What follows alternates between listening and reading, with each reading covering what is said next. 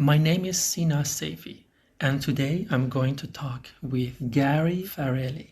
He is an artist and researcher, a deceiver, and a bureaucrat that is currently enrolled in a.pass, artistic research environment in Brussels. A lot of my research is about conspiracy theory genealogies and the storylines and how they kind of constitute a family tree of institutional paranoia. And the person writing about exactly that is David Icke, who is the person talking about cannibalism and pedophilia in elite bloodlines connected to invisible entities that exist outside the spectrum of visible light, and how in fact humanity would be living in the Garden of Eden in a perfect state of harmony, and if we didn't have these malevolent beings kind of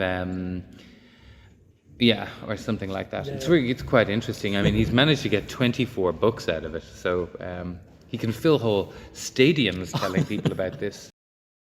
In my experience in a.pass, I realized that I am, or I have to be, both neurotic and paranoid. Neurotic meaning I construct knowledge behind people's back, and paranoid meaning getting to know what matters to them. With a hermeneutics of suspicion, paranoia is a combination of para and nos. That means out of mind or beside one's mind. Is paranoia part of our everyday life? Do we always need some dose of paranoia to form critical relations with our current condition? Paranoia is about our relationship with prognosis. That means how we diagnose and predict the development of disease in its different forms: social, infrastructural, cultural, or technological, and so on. In another idiom, to be paranoid is to have an instinct for an original hostility, not of things, but of the whole world. A deep sense of something is systematically wrong. Is neurotic the opposite of paranoid? To be neurotic means to be temporarily be deprived of individual freedom of thought and action.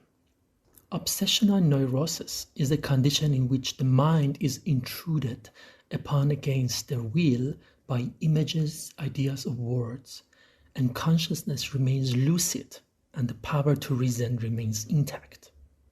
But paranoid is basically a self-centered scheme. Perhaps preconditions of all human knowledge is the paranoid alienation of the ego. According to Lacan, connaissance or knowledge itself is paranoid. And psychoanalytic treatment is precisely inducing controlled doses of paranoia into the human subject. What is hermeneutic fluency in an improvisational paranoia? And what does it mean to be good at paranoid thinking? What about mania? Is mania a remedy for paranoia? Mania is the movement of the simulacrum with an overemphasis on the address, or in another idiom, purpose, which is the opposite of being on drugs. That is the movement of simulacrum without address, or without a point or purpose. Maniac has a direct and precise address. With mania, we are on the zone of an unchecked spiritual dilation, which unreality itself converts into a force which can be used as an effective tool. So we've delved into the kind of, for the research that I'm doing at a.pass, but generally we're really interested in how kind of institutional paranoia and conspiracy theory has come to be so prevalent as a modern phenomenon. And it's not always falsehood that is pronounced in conspiracy theory. Or in, I don't like this term because there are conspiracy theories that have been true. Let's call it paranoid narrative styles or paranoid political styles are not always unfactual. They may contain some very, very strong research component beside some very highly conjectured speculative space, beside some pathological political messaging, and besides some pre-existing political propensity that has turned it into, that has distorted the story. I largely think that that's how everybody produces their political worldview. I don't know anybody who has claims on a convincing set of factuality or a convincing timeline. I certainly have never met them. I think that most things that most people believe, including myself, are horseshit. And so I think that the theatricality of that horseshit is really interesting. Really important. Yeah, but I don't make claims on having any sort of political truthfulness. That doesn't mean that I don't believe what I say. That doesn't mean that I believe everything that I say either. So very shortly about your radio. So it's 2017. I'm visiting Dallas, Texas with my Office for Joint Administrative Intelligence, and we make a performance which we call General Audit 1. And for anybody who doesn't know what an audit is an accountancy term for like accounting of what you have, meaning machines and infrastructure, but also meaning like cash and things like that. The counting of all of your valuable things is an audit. And so we have this radio show, but it's not a radio show, it's just us performing, and we're calling it a radio show. We're in a room full of people pretending we're on the radio, and this is called General Audit 1. And it's about what happens the day that money doesn't come out of the bank machines.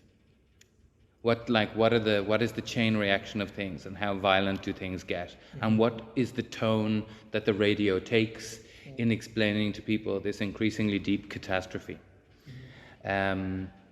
And in the audience at this fake radio show was a radio producer called Reed Robinson, and he worked for KUZU 98 FM out of Denton.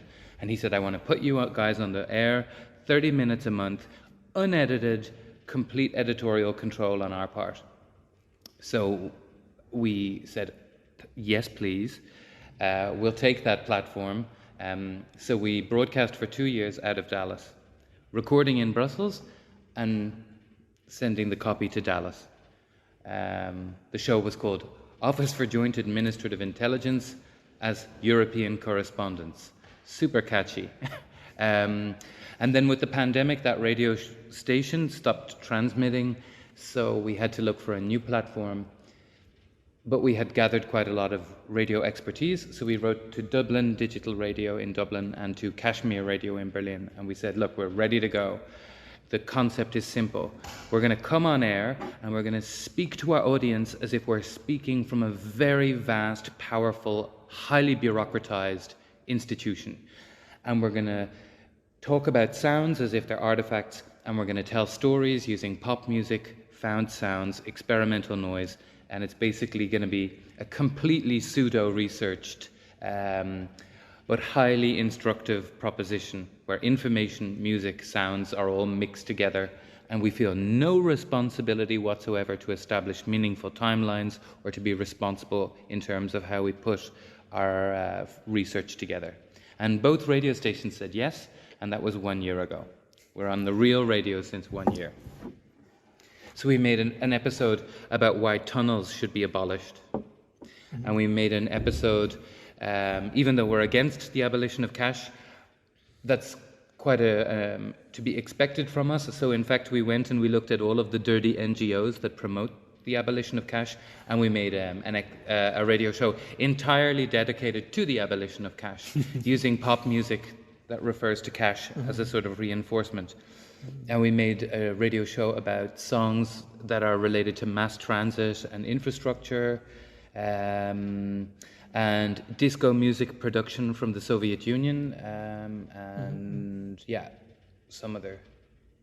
Oh, and also we made an entire show dedicated to the dead people that we recruit into our organization, the retroactive members, explaining who they are, how our organization recruits the dead in the spirit of a technical expert or government advisor, crossed with the importance of a saint or a voodoo spirit or a national hero or patriot or martyr.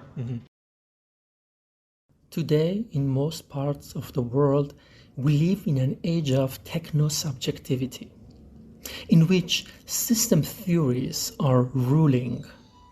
In system thinking, human life is subsumed radically into an all-encompassing concept of systems. The human is merely a psychic system, where the only important unit of analysis is system. For Marx, bureaucracy was a tool of oppression, a violent, standardizing, controlling state apparatus. Kafka saw bureaucracy as a mode of reification of instrumental reason. Reification means representing a being as a thing, deprived of personal qualities or individuality, like folders, lists, letters, paperwork, and they render patterns of meaning as functional. This was the nightmare of Kafka, the bureaucrat as some sort of techno-monster. Is the individual desire the right and the potent and the vital tool against the system? You have this office that you do very bureaucratic practice, and you produce a very structured knowledge. You make a catalog or a list of people who inspire you in a revolutionary sense. Who is on the list, like on the top of your head? Who's on the list on the top of my head? Shirley Chisholm, first female and first African American person and woman to run for the President of the United States. Largely completely forgotten. Proper Marxist as well. Fascinating woman. And there is Sammy Davis Jr. There is William Milton Cooper, the famous paleoconservative American conspiracy theorist, father of the modern conspiracy theorists. There is Delia Derbyshire, pioneer of electronic music. There's Colonel Gaddafi, one of the great advocates of Pan-Africanism and the creation of a gold standard African currency that could really extend a middle finger to the West. Also, there's like Hannah Darboven, the artist, and Guy de Contet. There are some artists there also. Yeah, no, they're not all, pariah dictators from the Middle East. Some of them are actually artists as well. Very good. What does the list do that narrative doesn't? Because you also you tell about what you're doing and you tell the story of these things. What is the difference between a narrative and a list? I think that lists propose a structure and they propose a sense that things belong together. And this offers huge scope for deception making and for fiction making. So by putting something on a list, you propose that these elements actually have something to do with each other, or that they constitute a body of knowledge, or that they constitute an order. So this is why I think it's such a useful mode of making. Telling is something different. Telling, I think, offers a much wider scope of imaginary than a list. Yeah, a list is a bite. Yeah, but you need both of them? You need both. You need to oscillate between, because there's something there's something incredibly informatic about a list, and there's something completely unbelievable about how I tell normally. I mean, people can tell that it's permissive, emotionally unhygienic, slightly manic. So to use both of these, like the list is the control rod that slows down the reactivity, and my voice just telling is the fuel rod that kind of pours gasoline on the trash fire. I don't know, there's something even more maddening about your lists, because when I see your catalogs, they are thick. Yeah. And they are getting thicker. Yeah, they're getting thicker all the time. I've been collecting lists ever since I was a kid, but as part of my practice since 2013, and then when I met Chris and we founded the office, it became exponential, and we were exchanging lists all the time. Invented lists, speculative lists, lists we research ourselves, and lists we find in the wider canon of knowledge and then appropriate and maybe add to. Yeah, my favorite being list of ways that mechanical elements can fail, lists of saints that can deliver real outcomes in urban areas, lists of banks that don't exist, list of civic organizations that don't exist, list of categories of pornography that don't make reference to the sex act, list of countries that have won the Eurovision Song Contest, list of conspiracy theories that turned out to be true, list of place names that you're allowed add to a postal address in the United States of America. Many lists. Is a list of lists? Yeah, there's a list of lists. Perverse thing. Yeah, of course. Hit list, list of things to do, shopping list. What the modern orthodox urban planning has shaped our cities into. What are the principles or practices that kill or promote social and economic vitality? Is a city building a memory of power? Not the power itself, but the memory of it, a medium submitting the power, keeping it alive.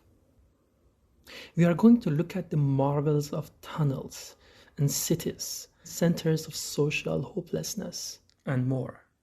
I lived with undocumented immigrants when I arrived in Brussels. Women who'd had awful times in like Algeria and in Morocco and are living here now. There is no potential to return, but there's also no potential of the government to give them papers. And these are people who scuttle around in the lowest level of the economy, and if you force them out of the economy by abolishing cash, you will completely destroy them. And not just migrants, you'll also destroy parts of the working class and the precarious poor. And then also you will explicitly also create a sort of an inescapable connection to financial services. I mean, I've lived only 37 years, and I've seen banks destroy the economy 3 times, and people lose their savings, and people lose their pensions, and to force me to consume those shit services and not have the right to hold my own materials in my hand is immoral, and I will resist it with all forces necessary. Brussels is a really, really clear reflection of the interior, emotional, social, linguistic dysfunction of the city. Is performed on the skyline. Brussels looks like a perfect wedding cake that somebody dropped on the floor and then put all the pieces back together really carelessly. Tall things beside small things, old things beside new things. An explicit disinterest in maintenance and caretaking. Like, that's one of the big Brussels things, is like, build it big and then forget about it and let it turn grey, beige with the passage of time. What do you think about like dirt in public space? I'm always reassured by dirt in public space. Yeah, me too, no? It's a sign of life. I totally agree. And that's why I go to Charleroi often, which is probably the most damaged city in Belgium. I don't go there as some sort of like ghoulish tourist of human misery. I go there to look at infrastructure, and I go to look at broken space. And when I'm in broken infrastructure and broken space, I feel that there's an enormous space to imagine things and a space to kind of like ideate and make speculation, and the imaginative field is very rich. But when you go to a downtown Berlin, where everything is already a coffee bar or a vegan restaurant, like the story is already told.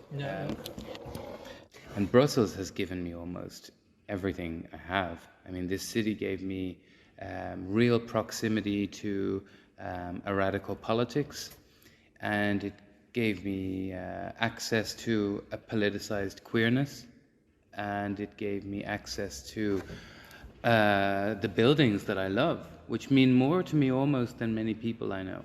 The buildings in this city are my boyfriends. I mean, I have a real boyfriend, but like the buildings in this city are my high-rise boyfriends.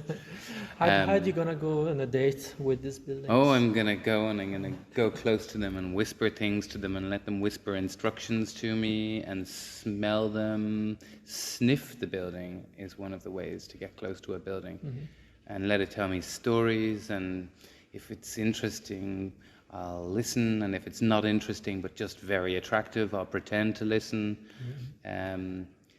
So, yeah. And then Brussels has given me, I think the artistic ecology in Brussels is something that I admire a lot, where you have a really wide variety of people operating in different sections of the art world, from the very associative and very experimental and artist operated right up to the monolith museums and everything in between. And actually these things kind of are in dialogue with one another and seem to be in service to one another. And this I find quite touching. I mean, it's not a perfect system, it's not an unhierarchical system, but it's probably one of the healthier art scenes that I've ever seen. And I feel very privileged to be part of it.